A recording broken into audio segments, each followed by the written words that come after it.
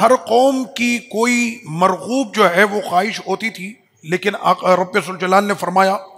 زُيِّنَ لِلنَّاسِ حُبُّ الشَّهَوَاتِ مِنَ النِّسَاءِ، کہ لوگوں کی محبت اور ان کی جو خواہشات ہیں، کسی کو عورتیں پسند، کسی کو بیٹے پسند، اور کسی کو سونا چاندی، کسی کو مویشی، لیکن آقا علیہ الصلوۃ والتسلیم نے فرمایا، اور بہت ہی یہ سوچنے کی بات ہے، فرمایا کہ میری جو امت ہے اس کو مال کی محبت ہوگی، اور یہ مال کی محبت میں اتنا غرق ہو جائے گا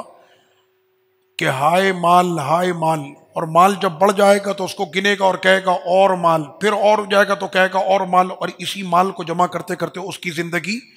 اس سے وفا کرنا چھوڑ دے گی اور وہ دنیا سے چلا جائے گا، نہ اس کا مال اس کے کام آئے گا۔ ہاں وہ مال کہ وہ اس نے کمایا صرف اس لیے کہ راہ خدا میں خرچ کرے گا، اللہ کے بندوں پہ خرچ کرے گا، دین اور اسلام کی خدمت میں خرچ کرے گا، اگر اس نیت سے اس نے مال کمایا ہے